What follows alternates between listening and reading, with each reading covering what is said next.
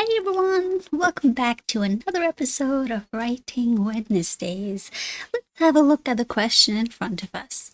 Some people think that it's a good idea to socialize with work colleagues during evenings and weekends. Other people think it's important to keep working life completely separate from social life. Discuss both views and give your own opinion. So right away, you know that's a discussion essay, very simple to spot. And first I'm going to have my main ideas and supporting ideas. And with discussion essays, you need to figure out what you support and what you don't support. What's your strong opinion and what's your weak opinion? So, do I think it's a good idea? I actually don't think it's a good idea. I do think you should keep them separate. So, the first sentence will be about how it's good to socialize with work colleagues. So, spending time outside of work, spending time with colleagues or, outside of work could be beneficial. Just a simple sentence, nothing complicated. It's a main idea sentence. It's not supposed to have tons of information. It's not supposed to be packed full of details. So keep it simple and short, I would say. However, it is much better to draw a distinction or, maintain between one's professional and personal lives. That's what I feel personally. Okay, it could, help, develop better rapport. And then you have understand. I think in terms of developing a rapport between colleagues, I think that covers everything pretty much, like, understanding each other and all of that. Also, in some professions, this is unavoidable. Like, let's say, again, some professions, you kind of have to spend a lot of time with people that you work with. Like maybe you're in high level sales where you're the account manager.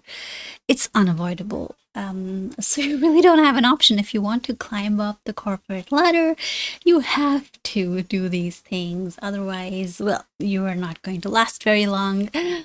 And what else? It could be beneficial in developing a rapport. And what else helps you with your career, of course. That's the second point, which is what I was saying. And what else? How else would it be a good thing? You get to know each other well. Why not? I mean, develop real friendships. Why not? Because you anyway spend so much time with these people. Isn't it a good idea to also develop a real friendship with these people? I mean, otherwise, people spend 8 to 10 hours at work, sometimes more. And there have been so many people that have found actual friends at the workplace. And that's good, because then you're like happy when you go to work. I get to, meet my friend. I get to work with my friend. So that's overall a good thing. Many friendships, even romantic relationships, have sprung. Of course, that's not really a policy. I mean, it's usually against policy to date at the workplace. But that's a different thing. That's kind of outside the scope of the essay anyway. So, work-life balance, I think that's the most important thing. And jobs can change. It doesn't make sense to invest too much time into colleagues. Like you might work at one place for like 2 years and then move elsewhere. So it doesn't make sense to spend a lot of your time, I mean, you need actual time to save time for actual, friends and family. Not just, yeah.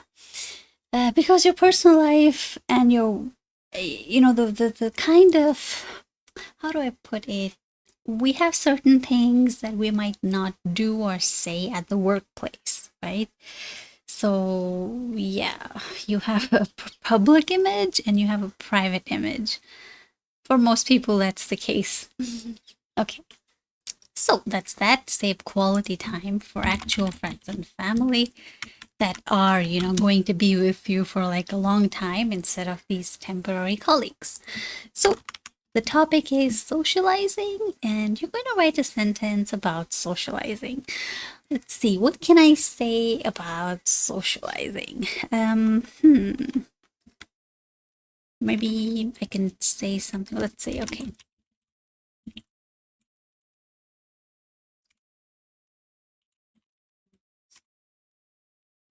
Is an age-old practice, socializing with colleagues outside of work. I've already said that.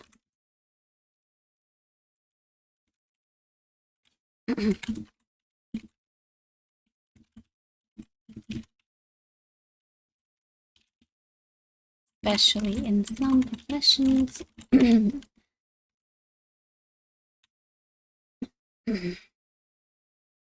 Although many people, no, that's a little bit too similar to what we already have here. Let me try something else. Developing, maybe we can say nourishing, developing, okay, developing and maintaining friendships is a time consuming, is it's not easy, requiring a lot of time, requiring an investment of not just time but also energy. And this often extends to the workplace, where people find, or where people find friends, I guess. I don't know. It does say colleagues, doesn't necessarily say friends. So developing and maintaining friendships is not easy, requiring investment, not just time, but also energy. And this often extends to the workplace as well, as it has become increasingly common for people to socialize with colleagues, even when one is not at work. There we go. So that's a nice sentence. Maybe it's a little bit large. Ooh, that's already 45. But yeah. Anyway, although this practice may offer, initially seem to offer some benefits or seem to be a good idea, in the long run, it isn't. Well, long run, I wouldn't talk about that right now. Although this practice may initially seem to be a good idea, it does offer, does bring forth, or it does bring with it risks or issues that should not be overlooked. Okay, and then I have my first main idea, which is going to remain the same. I'm just going to paste it over here.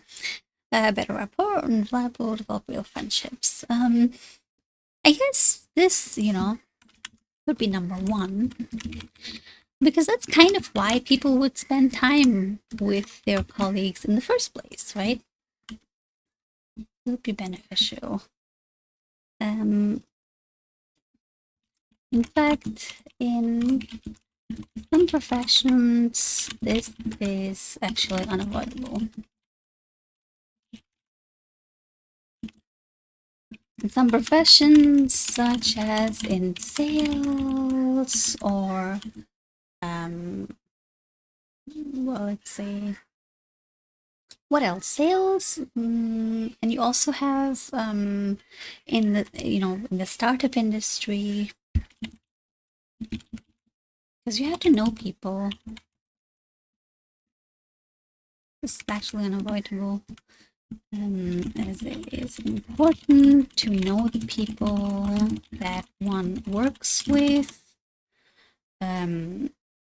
inside out. Well, I don't know. Inside out might be a bit too much in some professions, such as in sales, or in some fields. Let's say not professions, but fields, just in sales or in the startup industry.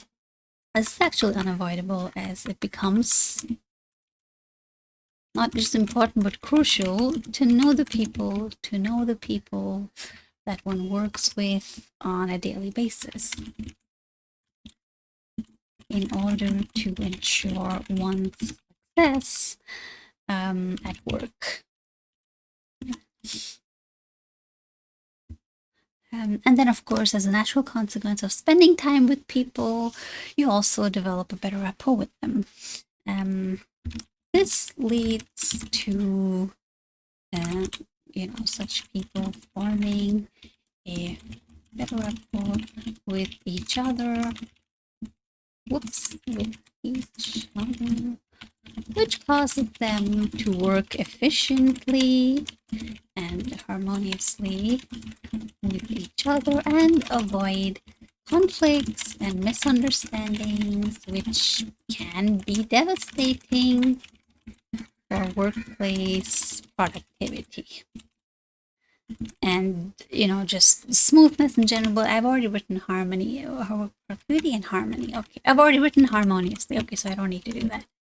And then I've already said in fact, so I'm not going to use that again. That would not make any sense. But I could possibly say this leads to such people forming a better, deeper rapport based on genuine understanding and respect.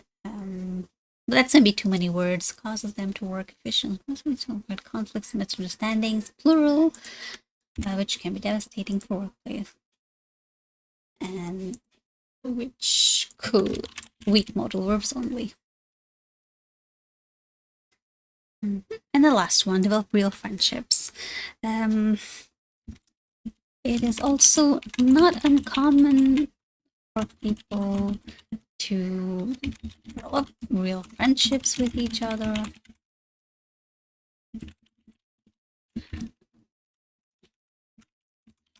As a result, it is not uncommon. Comfortable friendships with each other that that go beyond just workplace related pleasantries.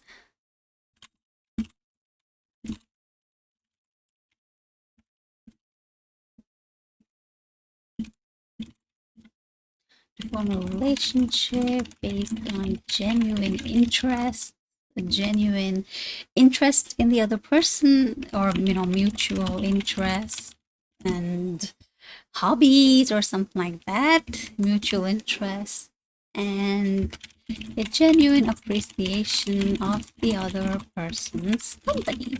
There we go. And then it may appear, it may spending time with colleagues. Okay. With colleagues, with the people one works with. Could, I've already said could. Okay. may positively impact life. There we go. And ignore that red line. It's just a British and English, American English thing. So that's the first paragraph. And then I have the next one over here that starts with however. It is much better to maintain a distinction. Why? The most important reason here is to ensure a healthy work-life balance, without which a person could quickly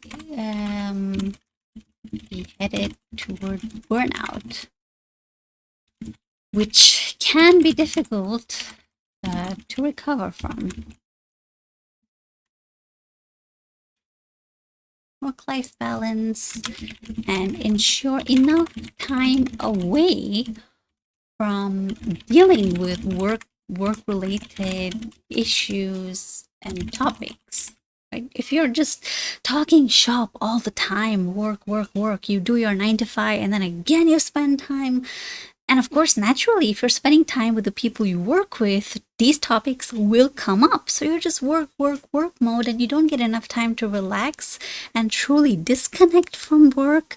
That causes burnout. And, it takes a lot of time to recover from burnout. You're not the same. The most important reason is to ensure a work life. Why does it say the? It should say to. Most is to ensure a healthy work-life balance and ensure. I've already used ensure, so why is it twice? Okay. The most important reason is to ensure a healthy work-life balance and enough time away from dealing with work-related issues and topics to allow for, actual relaxation, without which a person quickly be headed toward burnout, which can be difficult to recover from. And then jobs can change. It is also important, the most crucial reason, let's say. Okay, it's also important. Where is it? It's also important to realize and acknowledge that colleagues are temporary at best, and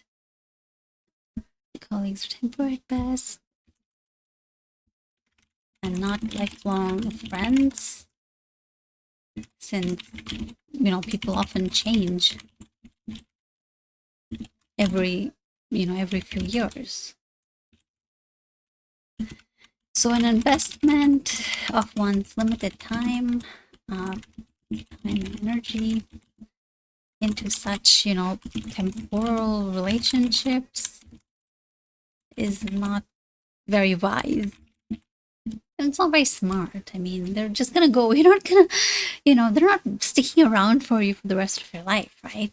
And when you don't have that, if you leave a job and you no longer, you don't have that thing in common between the two of you, you're just naturally going to drift away anyway. So, and I've seen that happen. So yeah, it's also important to realize that colleagues are temporary at best and not lifelong friends, since people change jobs every few years. So an investment of time and energy into such temporal relationships is just not very wise.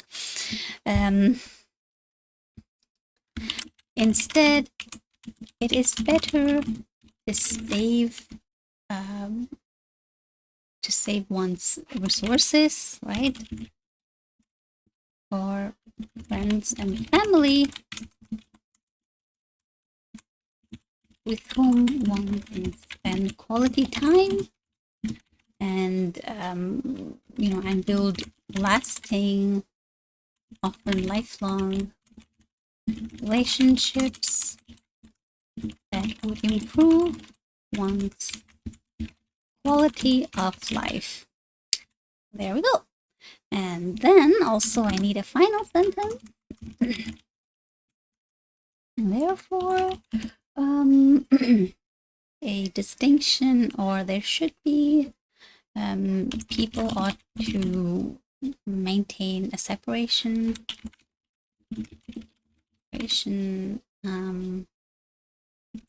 between, I've already said that, so oh my god, I've used the same phrase, maintain.